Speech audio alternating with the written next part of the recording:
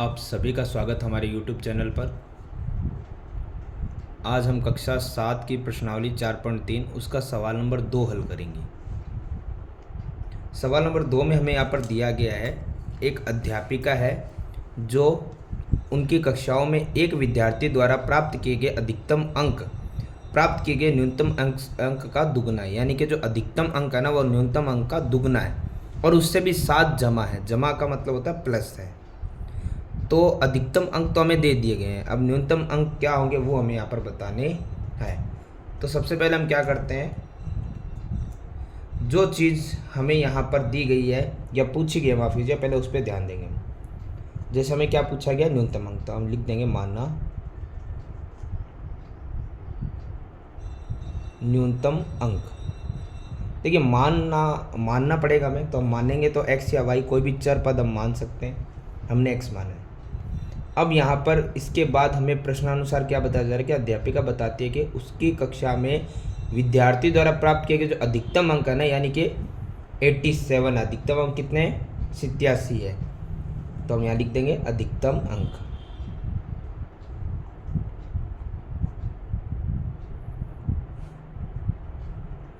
अब ये अधिकतम अंक है ना, ये दुगने से भी 7 ज़्यादा है न्यूनतम से। तो हम सबसे पहले न्यूनतम अंक तो मान चुके हैं x है, उसका दुगना और उससे भी 7 ज़्यादा है, और वो किसके बराबर होंगे, अधिकतम अंक यानी 87 के। तो हमारी समीकरण बन गई है, x से 2 गुणा करेंगे तो होगा 2x प्लस में 7 बराबर में 87। ये 2x है, ये 87 है, ये प्लस का 7 इधर आएगा तो किसका आ जाएगा, माइनस का।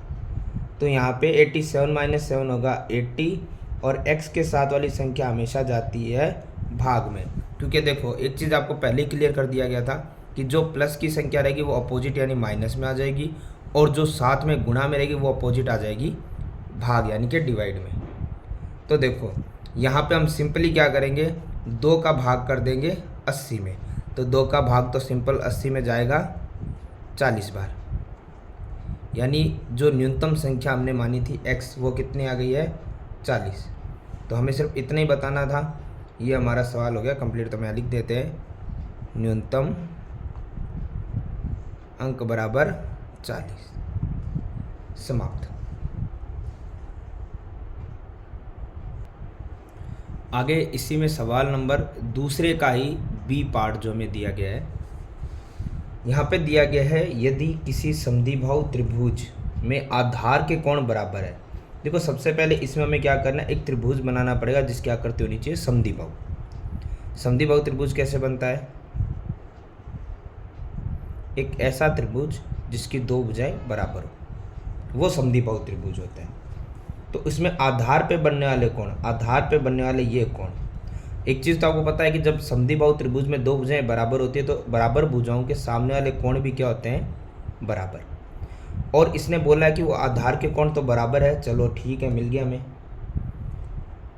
शीर्ष कोण, जो शीर्ष पे कोण है वो हमें दिया गया 40 डिग्री है। तो त्रिभुज के आधार के कोण होंगे कितने डिग्री के, सबसे पहले तो जो पता नहीं उसी को मान लेते हैं, माना आधार के कोण कितने हैं, कितने डिग्री है, x है। जब नहीं पता तो x या y चरपति तो मानेंगे। और त्रिभुज के तीनों कोणों का योग कितना होता है, ये होता है 180 डिग्री, जो आपको संकेत में दिया भी गया है। चलिए, तो आधार के कोण जो थे हमने माने x, और हमें पता है कि दोनों कोण बराबर है, दिए हुए भी है, और हमें पता भी होता है कि समद्विबाहु में दोनों कोण बराबर ही रहेंगे। चलो, तो त्रिभुज के तीनों कोणों का योग क्या होता है, x प्लस 40। पहला कोण x था, दूसरा x था, तीसरा 40 डिग्री था, और तीनों का योग था 180, क्योंकि त्रिभुज के तीनों कोणों का योग 180 होता है। अब देखो x और x कितना हो गया, 2x, ठीक है, और प्लस में कितना था 40 डिग्री, बराबर में 180। तो देखो 2x रहेगा, ये 180 है, और ये प्लस का 40 इधर आके उसका साइन अपोजिट होता है, यानी निशान बदल दिया जाता है, प्लस का उल्टा माइनस हो जाएगा। तो बचा है 2x बराबर 180 में से 40 जाएगा तो बचेगा 140 डिग्री। अब देखो x के साथ वाली संख्या जो गुणा में होती है वो अपोजिट चली जाती है भाग में, तो यहीं पे लिख देते हैं x बराबर आ गया है 2 से 40, 140 जाएगा 70 डिग्री। x क्या था? आधार वाला कोण, वही तो हमसे पूछा था। तो हम लिख देंगे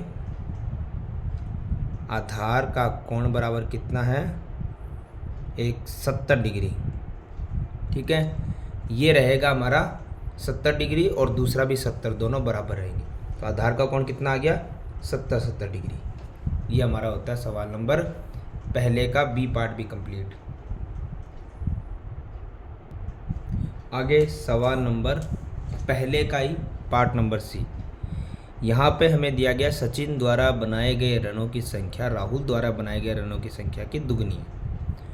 ठीक है, तो सबसे पहले तो हमें यही नहीं पता कि सचिन ने कितने बनाए हैं, तो राहुल के हम क्या करें, या राहुल के कितने हैं तो सचिन के हम क्या करें? दुगने करने हैं, लेकिन कैसे करें? तो सबसे पहले सचिन द्वारा बनाए गए रनों की संख्या राहुल द्वारा बनाए गए रनों की संख्या की दुगनी है, यानी सचिन के रन दुगने हैं। अगर राहुल 100 बनाता तो उसके 200, इसके 10 है तो उसके 20, यानी सचिन के दुगने होंगे, लेकिन राहुल के रनों की संख्या से। तो राहुल के रन हमें पता होंगे तो सचिन के हमें पता चल जाएंगे। तो सबसे पहले हम क्या करेंगे? माना, वही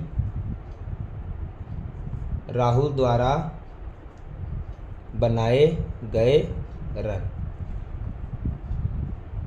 कितना मानेंगे हम?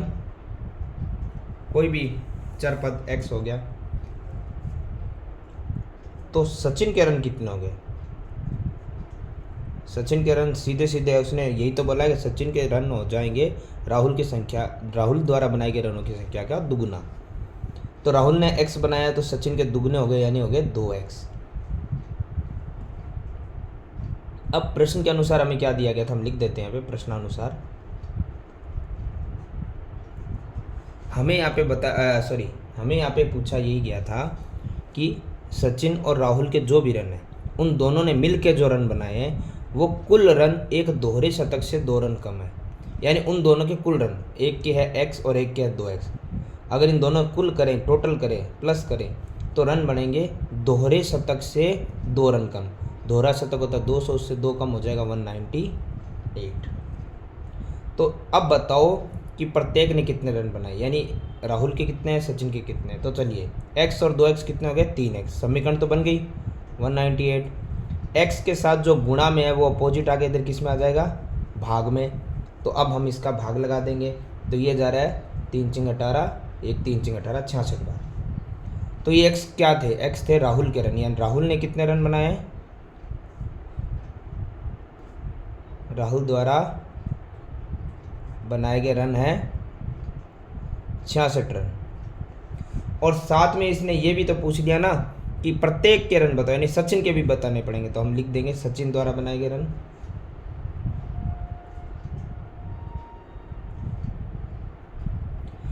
उसी का दुगना करना है ना हमें। किसका? राहुल के रनों का दुगना करना है। तो राहुल के रन 66 है, उसको दुगना कर दो तो ये आ जाएंगे 132 रन। तो ये होता है हमारा सवाल नंबर 1 कंप्लीट।